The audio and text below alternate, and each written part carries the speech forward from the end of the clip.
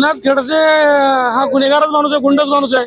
एक गुन्हा काय जेव्हा अनेक गुन्हे आहे. तुम्हाला पांढऱ्या पायाचं म्हण, वाकड्या पायाचं म्हण, गुंड म्हण, मी तुमच्या उरावर बसणार आहे जर 2 नंबरचे धंदे चालू असतील तर. एकनाथ खडसे हा गुन्हेगारच माणूस आहे, गुंडच माणूस आहे. एक गुन्हा काय जेव्हा अनेक गुन्हे आहे.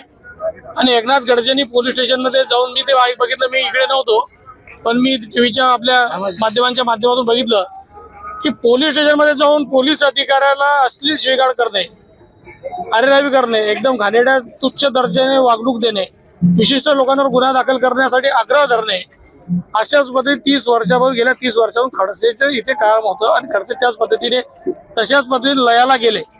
लोकांच्या भल्याचे नाही, उपद्रव मूल्यता खूप आहे, उपयुक्त मूल्यता काही नाही. पोलीस स्टेशन मध्ये जाऊन एखाद्या पोलीस अधिकारी धमकवणारा गुंडाने तर कोण आहे? लोकांना गुंडा म्हणतो, आम्हाला गुंड म्हणतो. तू कोण आहे? आपण बघितलं पाहिजे, आपलं स्वतःचं आत्मचिंतन केलं पाहिजे. स्वतः नंतर माफी मागता, शिवाय देता माफी मागता. तर काय वय आपलं, किती वर्ष आपण त्या सभागृहात काढले, आपण काय बोललो पाहिजे? आपण जबाबदार व्यक्तिमत्व, आपल्याला पाहून लोक भविष्यामध्ये आपला फॉलोअप करत असतात. एवढं पण ज्या लोकांना भान नाही, त्या माथा फिरलेला माणूस आहे. पाटील यांनी टीका केली होती की खडसे जर दोन्ही राष्ट्रवादी एकत्र झाल्या तर महायुतीचे काय होईल सांगता येत नाही, कारण खडसे ज्या ठिकाणी जातात त्या ठिकाणी सत्ता जाते. याबद्दल काय सांगा? आता आमदार म्हणतात सत्ता जातेमध्ये, हा आमदारांचा व्यक्तिगत प्रश्न आहे. आमदारांनी कधी काळी एक वेळा पक्ष म्हणून निवडणूक लढवली, शिवसेनेच्या लात मारले होते, हे जग जाहीर आहे. त्या काळात सत्ता गेली होती. अपक्ष म्हणून उमेदवार शेवटी सत्तेमध्ये सहभागी व्हावं लागलं होतं. त्यावेळेस आमदार विरोधामध्ये होते, मी सत्तेमध्ये होतो. सत्तेचा खेळ तर असा चालणार आहे. पण आमदार म्हणता पांढऱ्या पायाचा आहे, तू मला पांढऱ्या पायाचं म्हण, वाकड्या पायाचं म्हण, गुंड म्हण, मी तुमच्या उरावर बसणार आहे जर 2 नंबरचे धंदे चालू असतील तर. जे माफिया आहे त्यांना जेलमध्ये टाकवण्यासाठी आम्ही प्रयत्न करू.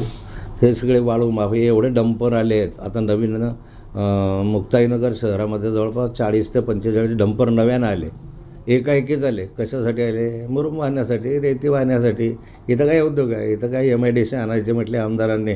किती आयुष्य अर्धा चाललं गेलं MIDCने आणली. ज्या मुक्ताई मंदिरामध्ये आमदार अशा गोष्टी करतात, त्या मुक्ताई मंदिराच्यासाठी 1 रुपयासुद्धा 7 वर्षात त्या आमदारानं दिला नाही. आणि तो वारकरी म्हणायला गेला तिथे. वारकरी काही असं नुसतं टाळं घातले, हातात घेतले म्हणजे वारकरी होतो का? जरा पंढरपूरच्या वारीला किती वेळा गेला सांग मला. हे नुसते ढोंग आहे, नाटक आहे.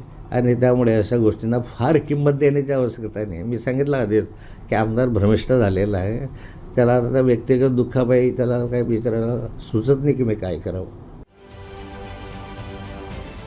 महाराष्ट्रातील सर्व बातम्यांचे विश्वासार्ह व्यासपीठ,